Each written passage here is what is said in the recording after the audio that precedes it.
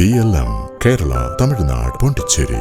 നിയമസഭാ കക്ഷിയിൽ ഭൂരിപക്ഷം ഉണ്ടായിട്ടും മുഖ്യമന്ത്രി സ്ഥാനത്ത് നിന്നും മാറി നിന്ന KC വേണുഗോപാൽ പക്ഷത്തിന് സർവാധിപത്യമുള്ള സർക്കാരാണ് അധികാരമേറ്റിരിക്കുന്നത്. കോൺഗ്രസ് രാഷ്ട്രീയത്തിന്റെ ചരിത്രത്തിൽ ഒരു ഗ്രൂപ്പിനോ ഒരു നേതാവിനോ മന്ത്രിസഭയിൽ ഇത്രയും അധികം പ്രാതിനിധ്യം ലഭിച്ച കാലഘട്ടം ഉണ്ടായിട്ടില്ലെന്ന് പറയാം. UDF സർക്കാരിൽ കോൺഗ്രസിനുള്ള മുഖ്യമന്ത്രി ഉൾപ്പെടെയുള്ള 12 മന്ത്രിമാരിൽ 9 കൈയടക്കിയാണ് KC ഗ്രൂപ്പ് ആധിപത്യം സ്ഥാപിച്ചത്. മുഖ്യമന്ത്രി VD സതീശനും രമേശ് ചെന്നിത്തലയും പോലും മുന്നോട്ട് വെച്ച മുഴുവൻ പേരുകളും അവസാന നിമിഷം പട്ടികയിൽ നിന്ന് ഒഴിവാക്കി പോയെന്നതാണ് കൗതുകം.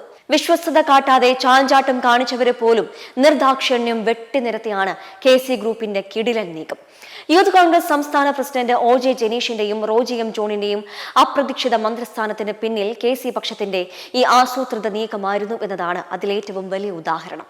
മന്ത്രിമാരിൽ അസാമാന്യ ആധിപത്യം ഉറപ്പിച്ച KC വേണുഗോപാൽ വകുപ്പ് വിഭജനത്തിലും മേൽക്കൈ നേടിയിട്ടുണ്ട്.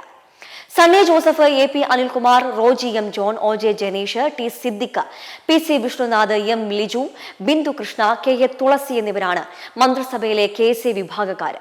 പ്രതീക്ഷിച്ച മുഖ്യമന്ത്രി സ്ഥാനത്ത് നിന്നും മാറി നിൽക്കേണ്ടി വന്നതിലുള്ള KC പക്ഷത്തിന്റെ മധുര പ്രതികാരമാണ് മന്ത്രിസഭാ രൂപീകരണത്തിലും വകുപ്പ് വിഭജനത്തിലും കണ്ടത്.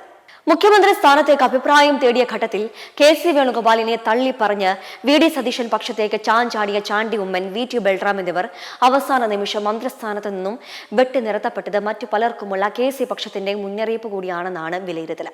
മന്ത്രിസ്ഥാനത്തേക്ക് സതീശൻ പിന്തുണയ്ക്കുമെന്ന് കരുതി മന്ത്രിസ്ഥാനം ഉറപ്പിച്ച ചാണ്ടി ഉമ്മനും ഷാനിമോൾ ഉസ്മാനും VT ബൽറാമിനും ഒടുവിൽ നിരാശപ്പെടേണ്ടി വന്നു.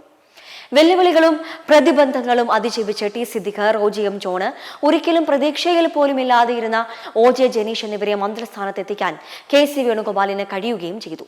ഉറ്റ അനുയായിയായ VT ബൽറാമിന് മന്ത്രിസ്ഥാനം നേടിക്കൊടുക്കാനാവാതെ പോയ മുഖ്യമന്ത്രി VD സതീശൻ മറ്റൊരു വിശ്വസ്തയായ ഷാനിമോൾ ഉസ്മാനെ ക്യാബിനറ്റിൽ എത്തിക്കുന്നതിലും പരാജയം നേരിട്ടു. കോൺഗ്രസിലെ മുസ്ലിം പ്രാതിനിധ്യത്തിലും മലബാർ പ്രാതിനിധ്യത്തിലും T സിദ്ദിഖിനെ KC പക്ഷം സമർത്ഥമായി പ്ലേസ് ചെയ്തപ്പോൾ ഷാനിമോൾ ഉസ്മാൻ പിന്തള്ളപ്പെടുകയായിരുന്നു. രാഷ്ട്രീയ സംഘടനാ ഇടപെടലുകൾക്ക് പരിമിതിയുള്ള ഡെപ്യൂട്ടി സ്പീക്കർ സ്ഥാനമാണ് ഷാനിമോൾ ഉസ്മാന് ലഭിച്ചത്. ഇടയ്ക്ക് KC വേണുഗോപാലിന് ഒപ്പം നിൽക്കുകയും പിന്നീട് സതീശൻ പക്ഷത്തേക്ക് ചാഞ്ചാടുകയും ചെയ്ത K മുരളീധരന് മന്ത്രിസ്ഥാനം ലഭിച്ചെങ്കിലും മെച്ചപ്പെട്ട വകുപ്പ് ലഭിച്ചിട്ടില്ല. ആരോഗ്യവകുപ്പിലേക്ക് പരിഗണിച്ച ഘട്ടത്തിൽ താൽപര്യക്കുറവ് കാണിച്ച മുരളിക്ക് ഒടുവിൽ അതിൽ തന്നെ ഒതുങ്ങേണ്ടി വന്നിരിക്കുകയാണ്. പക്ഷേ മുരളി അത്തരത്തിൽ ഒരു പക്ഷത്തും അടിയുറച്ചു നിൽക്കുന്ന ഗ്രൂപ്പുകാരനുമല്ല. 2004 വൈദ്യുതി വകുപ്പ് ഏറ്റെടുത്ത് വടക്കാഞ്ചേരിയിൽ മത്സരിച്ച മുരളീധരൻ ഉപതെരഞ്ഞെടുപ്പിൽ തോറ്റിരുന്നു. അന്നത്തെ അനുഭവം മുൻ നിർത്തിയാകണം ഇപ്പോൾ വൈദ്യുതി വകുപ്പ് വേണ്ടെന്ന് മുരളീധരൻ നിലപാടെടുത്തിട്ടുള്ളത്.